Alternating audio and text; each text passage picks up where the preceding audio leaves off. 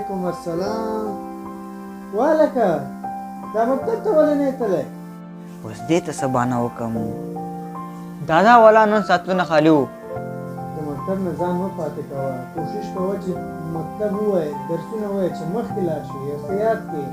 والا دادا چې مکتب مثالا استادان راشي که نه ساعتونه خالي نه وي نو مونږ ځو، او نن چې دی استادان نو راغلي نو ساعتونه خالي وو. ټول مونږ ته وویل وایي نه مه راځئ نن مکتب ته، نن مکتب چوټي دی. سبق وایه چې یو څه درنه جوړ شي، مکتب مه پرېږده.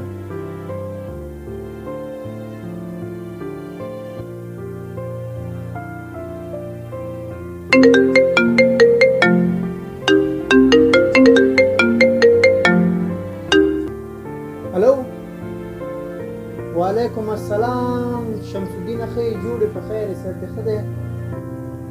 الله رحم دی، په خپله ښه یې؟ صحت دې ښه دی؟ ولا الحمدلله الحمدلله. وولا ښه ولا هغه خو نشته، بس هغه بل زوی مې دی درو به یې لېږم، ظالمه وایم خامار غوندې کار کوي. نه که نه مکتب ته نن نه وتلی، ساعتونه یې ټول خالي وو، نو بس کور کې و مالزه زه به یې درو لېږم، زه بس انشاءالله بېغمه اوسه زه به یې درو لېږم. ښه ښه ښه بس صحیح شو، بس زه همدا اوس به یې درو لېږم. صحیح ده صحیح ده.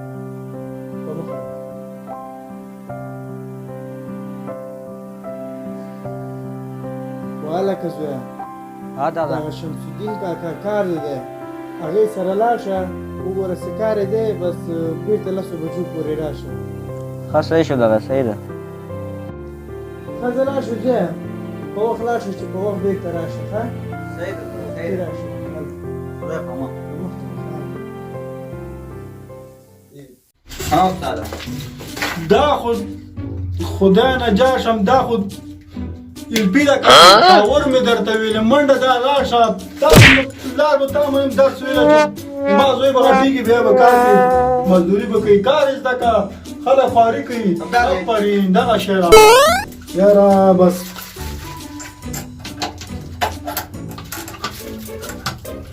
منډه که سکورینچ راواله سکورینچ راواله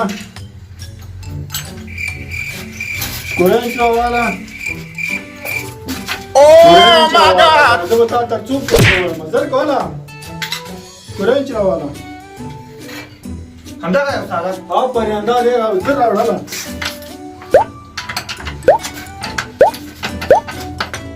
سم سامان ورته ویسه بس خبرې مې پکې درته کوي، هر څه درته وایي. لرې که دې نه مې چې مکتب ویلی اوس یو ټکی هغه مې زده کړی وی، دې ټیم کې به زه امسکدان سره ناست وم، دا شی دې نه بعد به نور مکتب یم نور کار ماته.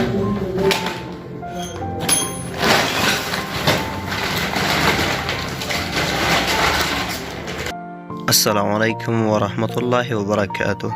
ګرانو دوستانو د لیک او لوست سره مینه وکړئ، دا تاسو ته په ژوند کې ډېر اسانتیاوې برابروي. څوک چې په لیک او لوست نه پوهیږي هغه د ډېر سهولتونو څخه بې برخې دی.